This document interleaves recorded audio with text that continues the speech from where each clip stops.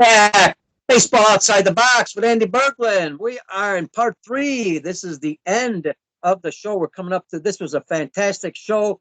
We want to, hey Andy, let's continue quickly on talk about you talked about some of the vision things. I love the stuff you were talking about. Any others that we can add to our coaches so maybe they can utilize in their training or when it comes to the games? Um, there's a lot of different things like offensively, defensively, and stuff. I don't mind Pete. Like, I mean, sharing this information that I have. Like, I have a list of drills that I learned from coaches along the way. The biggest ones I remember defensively that worked was that one that I explained to you, where you have the infielder, basically, and you can do that with a fungos too. It's not just rolling a ball, but like a fungo hitter, and you call ball, and then the guy has to adjust to it, and his eyes are what take him to the ball.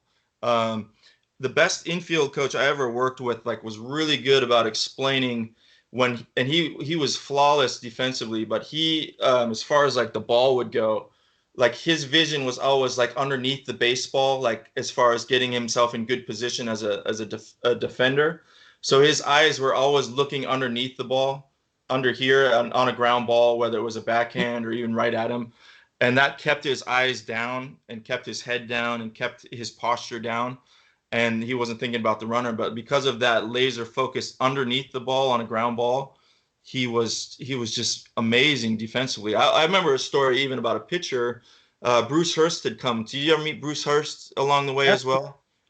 Fantastic baseball mind. And he talked about like when he would used to throw for the Red Sox, that the catcher had that little dot on his glove, like it was like a little. He described it as the sun would come through Fenway Park or wherever they were playing. It would shine through a little hole in the catcher's glove that would shine through, and that became his focal point as far as hitting targets. So he had like this, and I've always learned this about pitchers. If you aim to miss small, like you're gonna miss small, you know what I'm saying? So not miss big. So he had this minute thing that he was focused in on.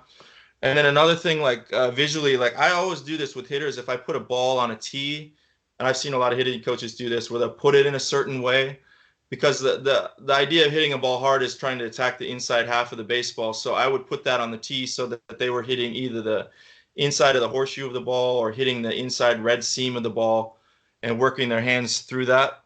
And this is all visual stuff. If your eyes aren't working on that regularly, like when it gets to game time, the game will speed up on you. It just does. So you figure out ways to get your eyes getting relaxed. Outfielders are the same way. Outfielders' heads move a lot when they're running or tracking a ball. Like we do a lot of drills where we really work on the outfielders' eyes staying level and quiet instead of the bouncing when they're running. That's another thing that I learned from big league outfielders. So all this stuff encompasses like a great visual athlete, you know, each individual position. So ton of stuff, man. Ton of stuff. Excellent. Love it. Hey, also, let's give a shout out to your coaching staff, South African national team, the World Baseball Class coaching staff. Just tell me, some of your coaches, because one of the questions I was going to ask was your coaches, a little bit their responsibilities and, how do you get them how do you get the communication on board where you're all on the same wavelength because it is a short period of time and you got to make sure that you guys are communicating constantly. Yeah, and that's truly a challenge. Like back in South Africa, like we still with the senior staff, the main manager during Italy was Neil Adonis, and Neil is hopefully feeling better. He had some health scares, and so Neil Adonis and Glenn Buckley, and we had a guy named Blaise Kemp that is off and on been able to come depending on work. That's another thing. Like these guys are all Working. full-time employees, you know? Absolutely. So when you think about like the next classic, we already had this discussion with the federations. Like, are we able to going to get these guys time off of work because they have to take time away from work? So, um, and then as far as the staff we brought to Arizona, we had Chad, of course, the strength and conditioning guru. From South Africa, we had a guy named Kevin Johnson that is going to be with our under 15 staff, who's going to be great with the younger players and all the stuff that he brings to the table. We brought a coach from Johannesburg named Gavin Bennett that's going to be able Gavin.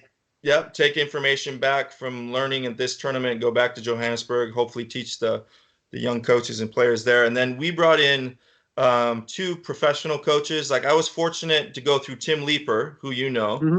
and contact a guy named Vince Horseman, who was with the Blue Jays for about 14 years. And just luckily, like he was in a transition basic year and called him up and said, Vince, I'd love to have you be a pitching coach with us with South Africa. And he didn't hesitate. He was on board right away.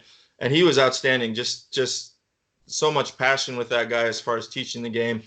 And he taught a lot with Gavin that Gavin will take back, which is great. And then I brought in a friend of mine named Fernando Perez that played with the Tampa Bay Rays.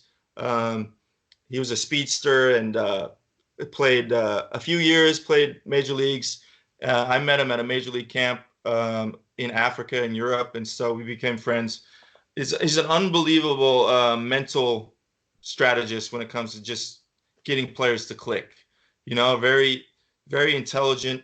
You know, also not over coaching, just basically giving a few tips, getting the guys to feel, you know, comfortable and confident. And those guys in a short amount of time, all of them like just adapted to our whirlwind Tucson trip, where by the fifth day, like we felt we were clicking pretty good. We'd have morning meetings, staff meetings. How do you want to do our practice today to utilize the time, take the most out of it, plan ahead to, you know, game day, and then sitting down is like, okay, what are we going to do for game day, gentlemen? It's tomorrow. So a big shout out to those guys, all the coaches in South Africa, even the staff back at the last classic. We had Alan Phillips, we had Kevin League, we had Mike Randall. Did you meet Mike Randall along the way? No. Fantastic coaches that put a lot of time and energy into South Africa baseball. A guy named Raymond too for the last 50 years, you know? So anything that we do for South Africa, like we do to respect the coaches that brought, you know, the game forward all the way back a long time ago. So Excellent. Andy, what do you do when it comes to, what's your recommendation when it comes to coaching third base? You have a coach doing that. You do it. Does it, you know, what's, because that's a balance. You know, a lot of guys like to be in a dugout. That you got worry about signs too, because you only have yeah. so many practices. What's your recommendation there, or what are you going to be doing? You know what? Like, I initially had planned on being out there. I coached third during the Australia Classic, and then I had planned on being out there again for the Tucson. And then, you know, I want to be also kind of upgraded and doing managerial duties, right? And like, I feel most comfortable being out there. So even Hmm. as a manager, I remember doing that with the Czech Republic. I see benefits to both. I would love to be in the dugout, picking the brain of the bench coach and saying, hey, what would you do here? And then calling the sign to the third base coach. But I always, you know, I've been coaching third for 12 years, and like you develop kind of like a player, you develop kind of a feel for the game, the speed of the game. Like I can see the game better out there as a coach and can kind of understand, you know, where the players are positioned on defense, know the arms a lot. And I'll be honest with you, man, I need to wear glasses like you are right now. So like I need to be closer to the field. Well, luckily, you know, you're just starting to wear glasses because you don't want Yeah. them early on. I So need to wear that's, them more out there. I'll tell you that. I made some mistakes. Like I'm going to start wearing them more full time. So hey, what's your recommendation also? I know it depends on the length of the season, but as far as how do you determine the signs that you're going to have offensively, especially, you know, because there's so many signs you can give. How do you determine what they are, and what's your recommendation in giving signs? I've learned from the better third base coaches that as simple as possible, like have the key ones, make sure that they know the key ones, the bunt, the hit and run, the steal, the key ones they need to know, and have it something simple. Some coaches are really good about having an indicator, like a key, and then they'll have the same, you know, sign for a steal, but switch the indicator if they feel like coaches are trying to pick up on their signs and whatnot. So that's a simple way to do it. There's other ways where you can just kind of have a retouch to it. Because I'm always aware there's some like I'm gonna call him out on this podcast, but Simon Gehring from Germany is a fantastic catcher, and I don't like coaching third base when he's down there. And like that's a tip of the hat to him because he'll look Sure. over. And Kai Gronauer used to do this with Germany too. I mean, I have a lot of respect for catchers that feel like they're looking at you and like know every sign that you're given. And maybe paranoia, but so you got to be sharp, man. Like you got to obviously, you know, not be giving away your signs. A big problem that your young coaches are going to have is just if the players are picking them up. You know, like they're seeing them. Sometimes a player just sees them, knows what the sign is, and doesn't do it. Like, what do you do there? Like that happens a lot with players where they just, coach, I'm not hit and running or bunting here, like that kind of thing. And then they'll tell you, well, I didn't see the sign. I was like, I think you saw the sign. So that's another learning lesson to how you handle that as a team culture when you know signs are being missed or signs are being not taken serious. So that's something you have like a discussion with the team and pretty much you get on the same page. So You know, and earlier we were talking about, and then we're going to end it with this question. And one last thing at the end, I just want to kind of open it up and let you talk to the coaches, players, and parents in the U.S. around the world about anything, any okay, advice you want to give them.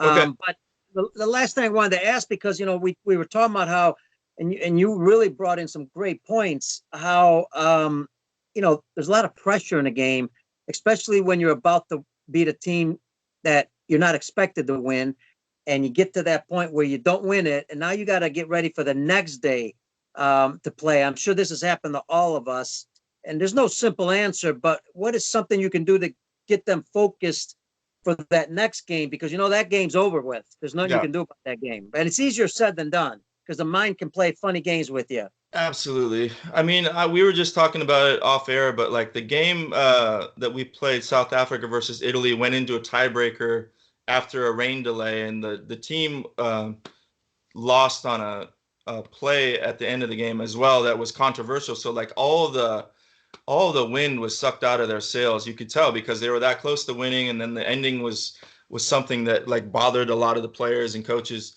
And then we had only 2 hours to recover and play the Czech Republic because it was part of the rain delay makeup.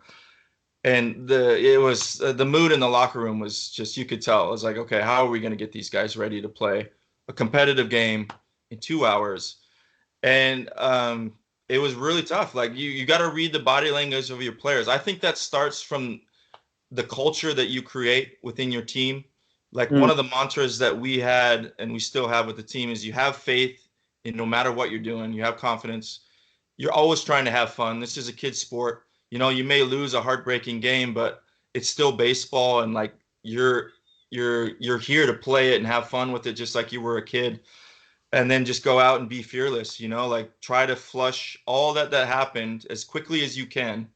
Um, and so like, I mean, this is something we would do in the locker room. We put music on because music is something that gets you back into an even state, you know, like try to calm guys down.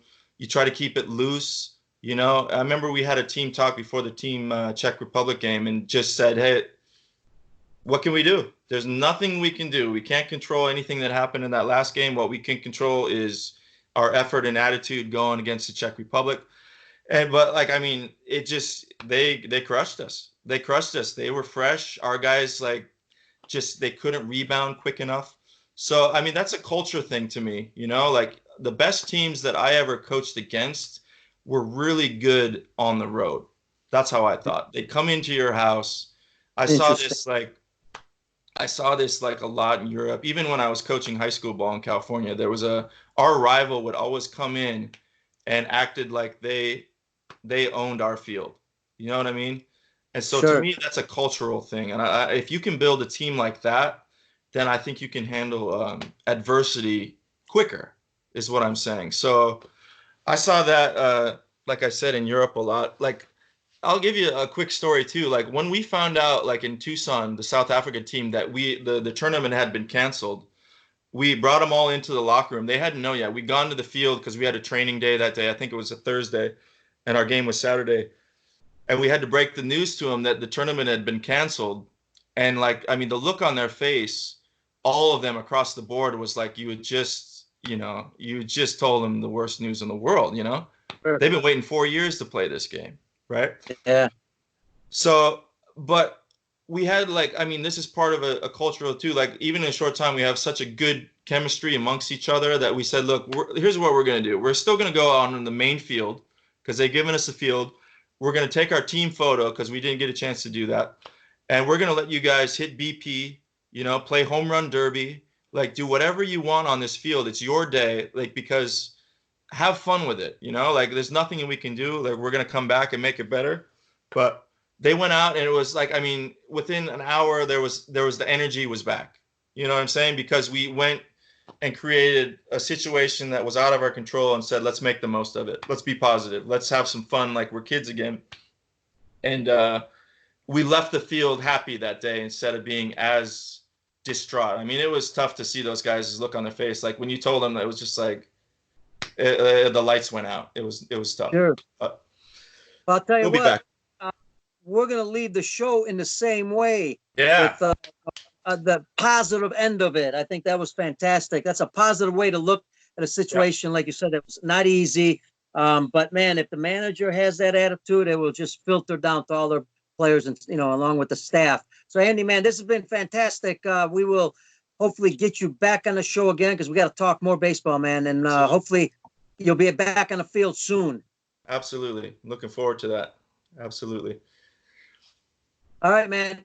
Hey, that is Andy Berglund, the manager of the World Baseball Classic South African national team.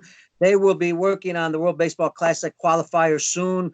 Those dates have not been set yet, but they will be getting ready for the qualifier. So we wish them the best of luck. I'm your host, Pete Caliendo. That's Andy Berglund. We want to wish you the best. I want to thank all our folks in the U.S. and around the world for joining us on the show, whether it be Facebook, Twitter, or our podcast. And don't forget, special thanks to Brian Crocker, our producer, also the Lineup Media Group, our hosts. And again, wishing everybody to stay safe, stay in your house. Baseball will be back soon. We know it will happen very fast. God bless everybody. We'll see you on the next show.